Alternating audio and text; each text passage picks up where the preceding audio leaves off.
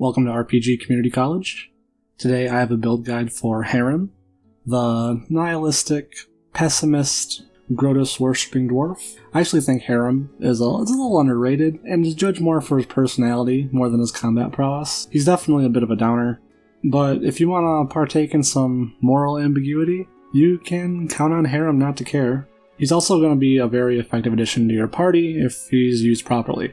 Harrim is especially effective at enabling your martial classes to deal ridiculous amounts of damage, while also performing the duties that any good cleric should be taken care of, and under the right circumstances, he can even put out some respectable DPS as well. But I want to start off by looking at how I level Harrim and really just build another character. Leveling clerics is actually quite easy. Most of the decisions you're going to have to make are at level 1, and for your companions, these decisions are going to be made for you. I'll touch on these a little later, but past level 1 for Harrim, I put every single level into Cleric. Multiclassing is not going to be optimal because it slows down the spell progression, which is one of the main advantages to being a Cleric over like other Divine casters like an Inquisitor. Clerics are just going to get access to higher level spells earlier than other Divine casting classes. You're going to get 2 skill points every level, and every level I put both of them into Lore Religion and Perception. Lore Religion is not just thematic, it's also optimal based on Harrim's attribute investments. Wisdom is going to boost this skill up along with Perception, which is by far the most useful skill anyone could have. I recommend every character have at least 1 point put into it, and even though it's not a class skill for Harrim, his Perception is still going to be fairly high, just because he has a lot of wisdom. And we are going to be putting our attribute point when we get one into wisdom every time that we can. And one of the last decisions that needs to be made is what feats we take every odd level. We start with heavy armor proficiency, allowing Harrim to wear plate armor, which is useful because Harrim is going to be finding himself on the front lines of combat, ideally assisting your tank. Selective Channel is the feat that I chose at level 3. In order to get this feat, you have to have 13 charisma before you level up, and to do this, all you gotta do is drink a potion of Eagle Splendor, and you can buy these from Bakken, and just drink that before you level up. You'll have 13 charisma, and then you can get Selective Channel. But Selective Channel will only be active if you have 13 charisma, but you are gonna get the ability to cast Eagle Splendor at level 3 after you level up. So anytime that you need to be channeling energy during combat, you can cast Eagle Splendor on yourself, and you'll just be healing your allies and not your enemies. I also chose to grab the Heavy Mace weapon focus because you get an amazing Heavy Mace fairly early on. That's going to get rid of one of Harrim's biggest weaknesses, which is his low reflex saving throw. Outflank and Shield Wall are great teamwork feats for any frontline fighter. They're fairly reliable and incredibly effective. The Extend metamagic makes all the support spells that Harrim has access to a lot better. The longer your buffs last, the less you have to cast them. Combat casting makes casting spells while you're shoulder to shoulder with the enemy safer and more reliable. Steel Soul is a great boost to your defenses, just boosting up all your saving throws. And Hammer the Gap just makes Harrim deal a little more damage. Harrim has access to some really strong abilities. The Destruction Domain is going to give you the Destructive Smite ability, making Harrim deal additional damage while you have this activated. But the other ability granted by the Destruction Domain, Destructive Aura, is going to be far more powerful. At first glance, this seems like a very dangerous ability to be using, and well, you're right, especially in the higher difficulties of the game, where one crit can mean instant death to most characters. But with a proper tank, surviving a crit from even the toughest enemies in the game is doable, except for maybe on the hardest difficulty. But as long as you can heal them, they will be fine. You do not want to use this ability when your party is getting flooded with enemies.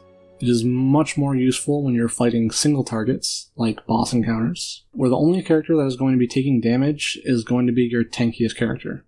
And to make the most of this aura, you're going to want to have your characters that perform a lot of attacks in one round, and preferably those that can crit fairly often, like rogues or rangers. They're going to get much more of a damage increase from this aura than, say, a wizard who specializes in throwing out fireballs. The Chaos Domain also gives you access to some useful abilities, but the former domain, I think, is more impactful. Touch of Chaos is actually very powerful, though, when it does work.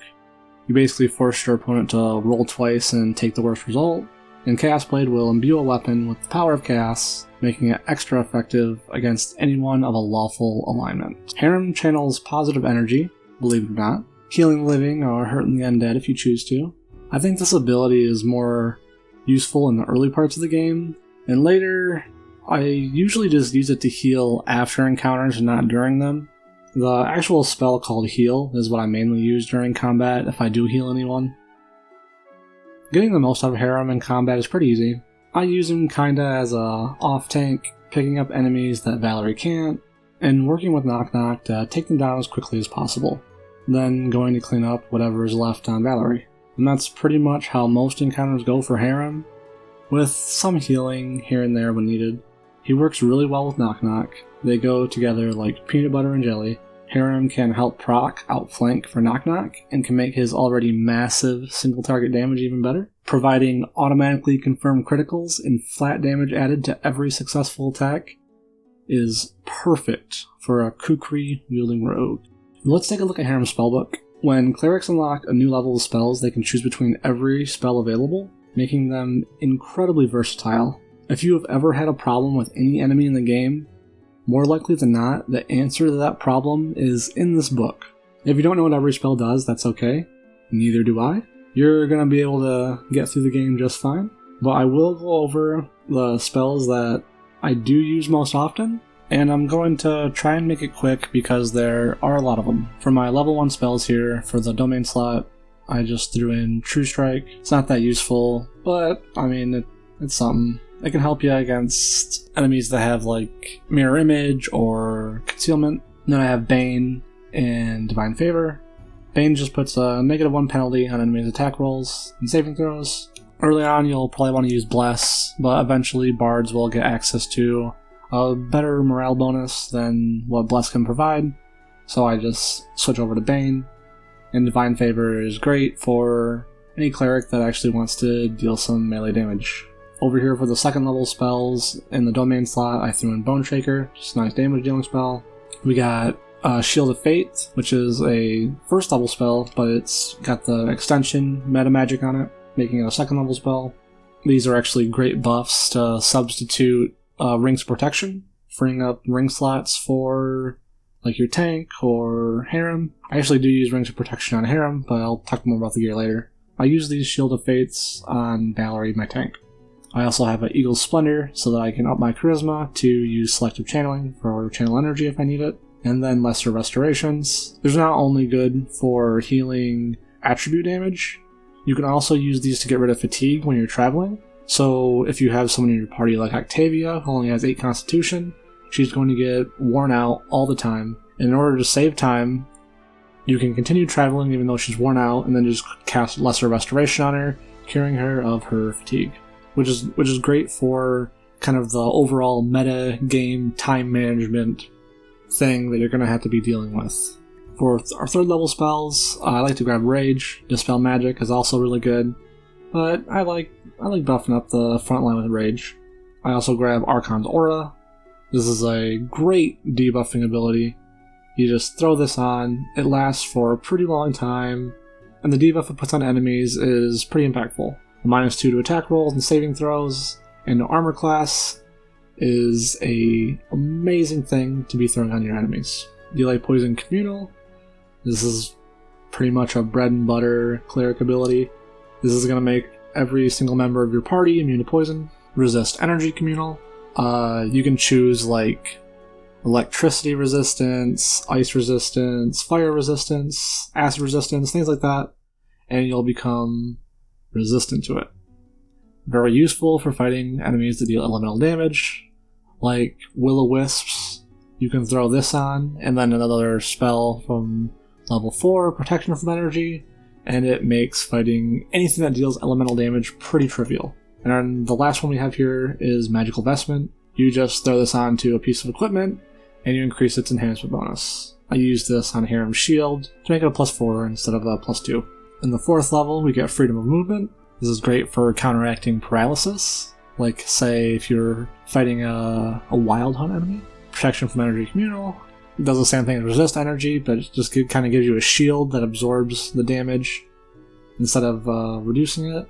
Death Ward protects you from death magic effects like energy drain, negative levels, things like this. Very, very useful later in the game. You'll probably want to carry more than one Death Ward around when you start fighting lots of undead enemies. But I always just carry at least one in my spellbook around on me at all times, because you never know when you're going to run into like a stray wraith or something that's going to be giving you negative levels, and it's so shitty to deal with if you don't have a Death Ward. I just keep one on me at all times just to be safe. Divine Power is basically like the level 1 spell Divine Favor, but it gives you a larger bonus, and it gives you 1 extra attack per round. This is an extremely powerful buff, and I use it whenever I'm fighting boss enemies or just tough enemies, because it makes Harrim just pump out more damage. And here we have Prayer. This is an incredibly powerful buff and debuff. This is going to give a +1 luck bonus to all attack rolls, damage rolls, saves, and skill checks for your party, and provide a -1 to all of these things to the enemy if you manage to hit them with it. I even have it extended, so it lasts pretty much for an entire encounter if someone does manage to get hit by it. Level 5, in the domain slot we got Bone Shatter, just another damage dealing spell. Down here we have a Disruptive Weapon, great thing to cast on any martial class that's fighting undead. Just gives you a chance to outright destroy them. Vine Trap paralyzes people if they fail a reflex save, and even if they don't, they still get rooted in place. Cleanse is a self-targeted ability that removes basically any negative effect that could be on Harrim, so it's good to keep just like one of these in your spellbook.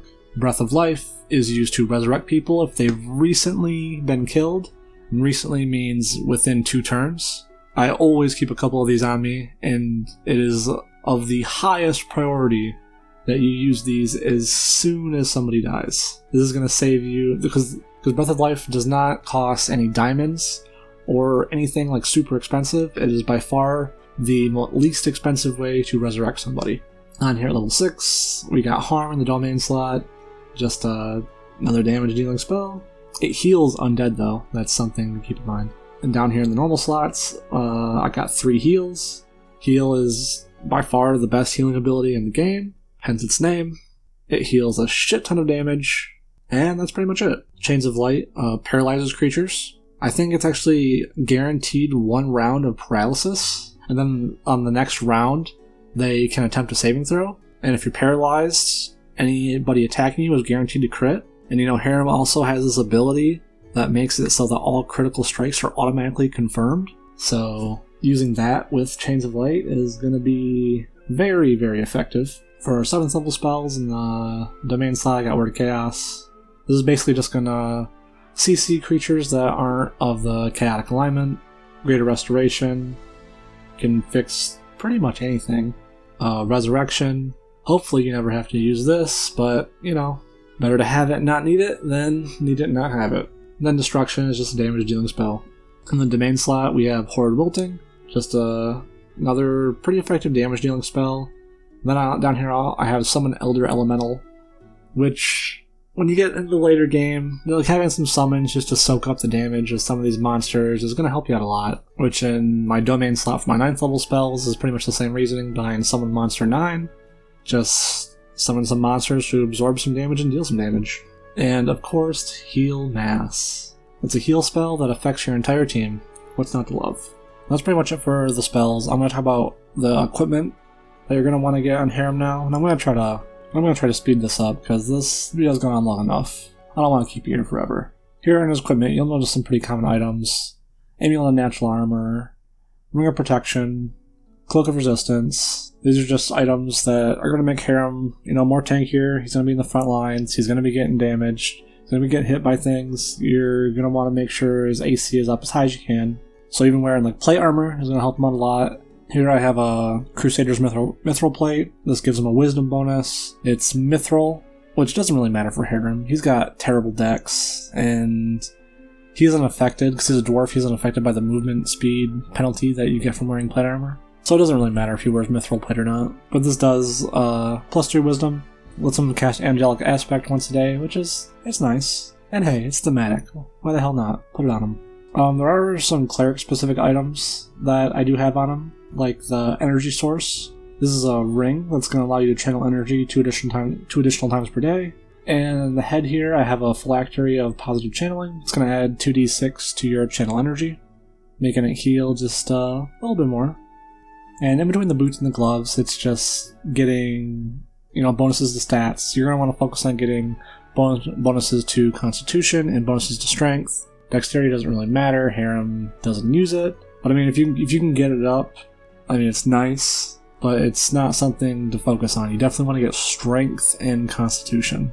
In the boots, I give him a pair of Opportunist boots because he has outflank, and so when someone like Knock Knock crits, he will get an additional attack of opportunity. And I also have Valerie, fearing people and causing them to run away. So the likelihood that Harrim is going to be able to make multiple attacks of opportunity in a round is pretty likely. With the shield here, I just gave him the Ancestral Dwarven Shield. You get this pretty early on, and I just cast the Magical Vestments on it to increase the enhancement bonus on it, and it gives him 2dr. For the mace, we have the Mallet of Woe, and this mace is insane. It's a +3 heavy mace that gives you the Freedom of Movement spell, and it deals 2d6 damage. And you get this mace at level 7, so you're going to have it for pretty much the entire game. Like, you hit level 7 fairly early on in the game. And like I said a little earlier, Harrim has horrible dex, and he has a horrible reflex save, so just equipping this mace, it deals a nice amount of damage, and it gives him freedom of movement, so he isn't affected by too many dexterity afflictions. Like, before you get this mace and Harrim steps in a spider web, like, man, you might as well get up, go to the bathroom, go get something to drink, make something to eat, because Harrim is going to be in that web forever. But if you have this mace on, he'll just walk right through it, no problem. But yeah, that's pretty much it for the gear, and I think that's pretty much it for the video. If you'd like to continue your education, enrollment is free. All you have to do is like and subscribe. I really do appreciate you watching, and I hope you learned a thing or two. I wish you the best of luck in all of your endeavors, and I hope to see you again soon.